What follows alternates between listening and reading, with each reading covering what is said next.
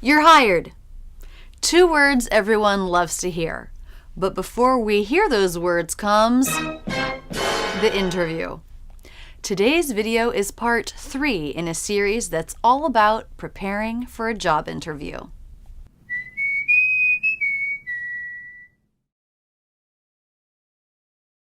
This is part 3 of a 5-part series on preparing for an interview.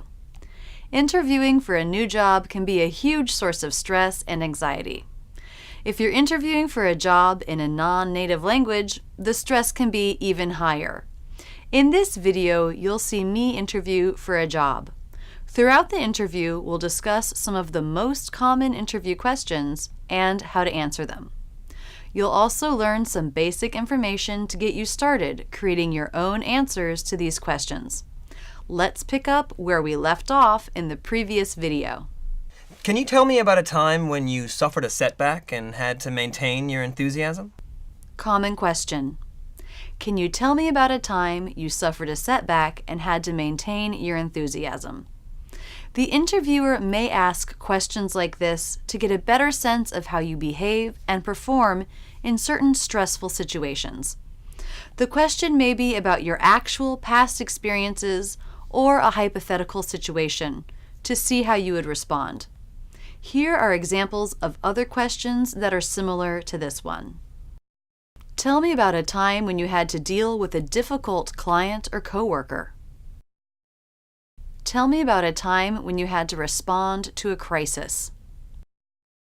Tell me about a time when you had to give difficult feedback.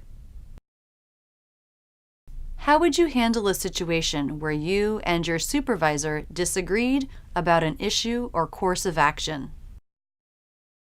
You can see there's a lot of variety in the kind of way this question is asked, so it's impossible to know exactly what you might need to say.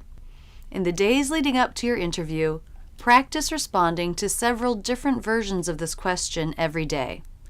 This will help build important vocabulary you might need in the interview, and will also help you feel ready to answer questions like these.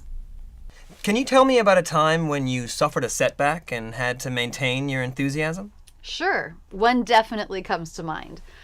Last year, a project for a new toy was in its final stages after 2 years of work. As we were looking at the branding and working up a final marketing plan, a competitor launched a version of the exact same toy that we were launching. As the leader of the project, I knew that my reaction would set the tone for the group. I acknowledged that it was a setback, but challenged the group to think of this as a blessing in disguise. I asked them to go out and buy the competitor's product and make a list of anything they wished the toy could do that it didn't. It turned out that the list was pretty long. We added these items to our toy and launched a far superior product 6 months later. So in many ways, the competitor's product became the key to our success. That sounds like a great victory. Now, what would you consider your greatest weakness? Common question. What do you consider to be your greatest weakness? This question can be a tough one. You want to be as honest as possible when answering this question. This is an opportunity to show a future employer that you know yourself and are willing to work to improve yourself. Share a weakness like public speaking or attention to detail, fear of failure, and then talk about ways you've worked on improvement in that area. Here is a way to start a response. My greatest weakness is, it shows up in my work when. The ways I've worked to improve in this area are. Take a moment to think about something you've struggled with in your work life. Think of ways that you've worked to improve. Any books that you've read, classes you've taken, and so on. These are the things you want to share with the interviewer when answering this question.